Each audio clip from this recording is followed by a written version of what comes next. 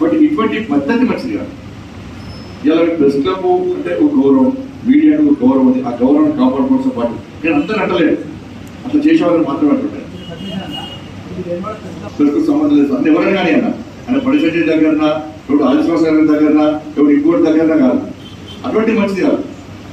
దానివల్ల మీరు బ్లేమ్ అయినట్టు. సార్ ప్రెస్ క్లబ్ ఏం చేయాలి, సార్ ఈ నేతకు సంబంధం లేదు అని చెప్పి ఒక లెటర్ చేయండి. ఎట్లా తీసుకోవడం యాక్షన్ అది మంచి పద్ధతి కాదు. కాబట్టి దయచేసి ఇట్లా ఏంటి మీకు తప్పకుండా నేను ఇవన్నీ ఏదో పిలిస్తే ఇవన్నీ చెప్తున్నాను అనుకోని మేమేదో పిలిస్తే ఇక మళ్ళీ పట్టప్పుడు మీరు ఇస్తారా? దొరికినప్పుడే చెప్పుకోవాలి, బాధ దొరికినప్పుడే బాధలు చెప్పుకోవాలి. పట్టప్పుడు మళ్ళీ మీరు ఈయన గురించి ఆయన గురించి మాట్లాడమంటారు. అందుకే మేము కూడా మా బాధలు చెప్పుకోలేదు కదా. మేము బాధలు చెప్పుకుంటే దేవుడికి తర్వాత మళ్ళీ మీకే. కాబట్టి దయచేసి మీ అందరికీ సపోర్ట్ చేసే బాధ్యత నాదన్నా. నేను చెప్పిన తప్పకుండా తీసుకోకండి.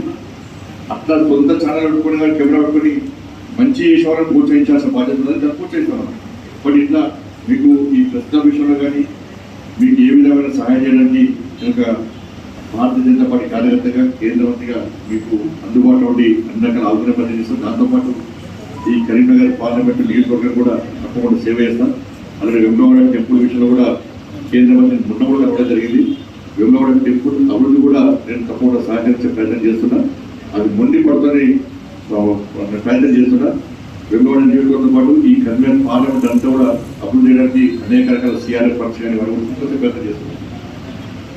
కాబట్టి దురదృష్టం ఏంటంటే మనం రోడ్స్ అన్ని పట్టుకొస్తున్నాం, మళ్ళీ బండి సరి ఎడ్యుకేషన్ ఉంటున్నాం.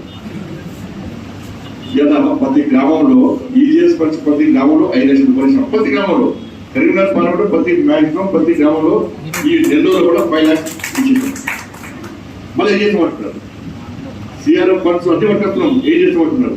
ఇప్పుడు ప్రజలు నమ్మలేదు. ఇక గ్రామంలో మా ఇంటికి గ్రామంలో మొన్నటి పడిసరి రోడ్ నుంచి కాదా మరి సార్ ఏం చేసినా నేను పేరు కోసం పంచాయతీ పనిచేస్తున్నాను. కాబట్టి మీ అందరి సహకారంతో, మీ అందరి యొక్క ఆలోచన మేరకు, మీ అందరి అడ్వైస్ మేరకు, మీ అందరి సూచనలు కూడా రాబోయే రోజుల్లో నేను నిష్పక్షపాతంగా, నిజాయితీగా, నిబద్ధతతో నేను ముందుకు సాగే ప్రయత్నం చేస్తాను.